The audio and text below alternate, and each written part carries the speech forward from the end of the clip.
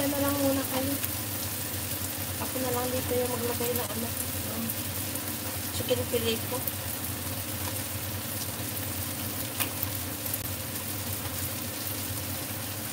Sarap ng ano ko. Ang bango rin ng marinade ko.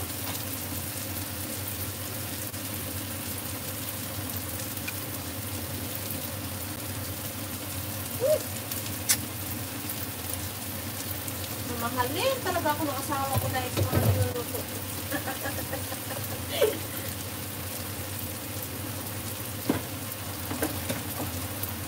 Ako maglan naman to, ha? So, isit lang muna natin ng 20 minutes. Kahit 15 na nga lang muna tapos i-additional lang ng 5 mamaya. 15 na muna. Ayan. It's ang kanin ko.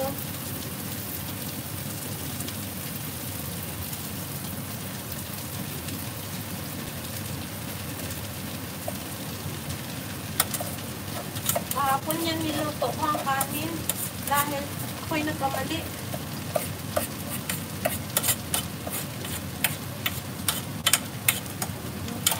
Parang tulis ko na rin yan ako.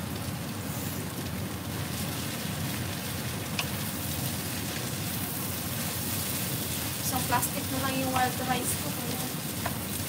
Siguro ang marketing ay nakubukas. Kita nyo ba yan guys?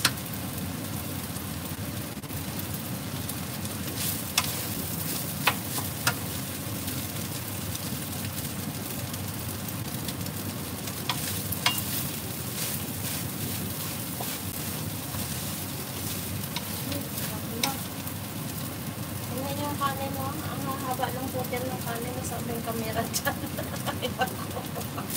Kasi dyan.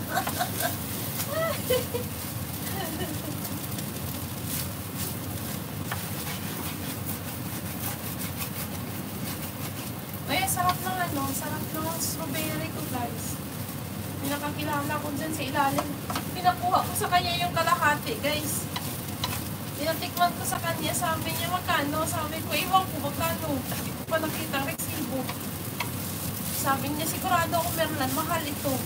Kasi ang sarap-sarap. Sabi ko, sige, kunin mo yung kalahati. Kasi hindi naman yung kumakain yung asawa ko eh. Takot rin ako, baka makalimutan ko masira. Sabi ko, kunin mo lang. Sabi niya siya, sabi ko, huwag ka na mahiyain. Isa naman may tapon rin lang yan. Sama ko yan siya dati sa restaurant. Diba dugod siya ako na last time guys.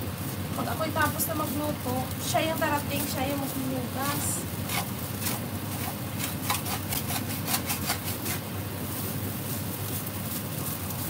Si Fatima yung pangalan niya. Kapunta na rin yata. Parang nakita niya na rin yata yan sa Facebook eh. Kapunta na rin yan dito sa bahay dati. Kumain kami. Tapos, yan, kinulayan niya rin ako dyan dito sa bahay.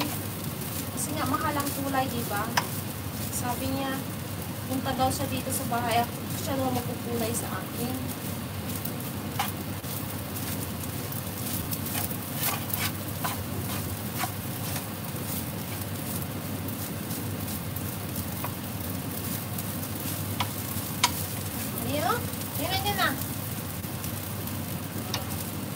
May shrimp na yan siya mamaya, pero nagkumawa pa rin ako ng parang side dish niya na manok. Kasi masarap talaga yung pag may, kahit ang fried rice kasi guys, especially na kung may buwad, naku! Yan ang gusto ko rin. Kaso lang, wala na akong buwad. Meron pa ako dyan pala, yung usit.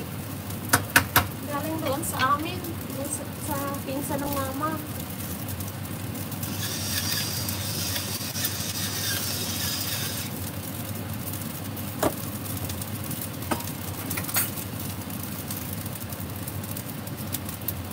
Hindi ako makakita ng mga comment nyo guys.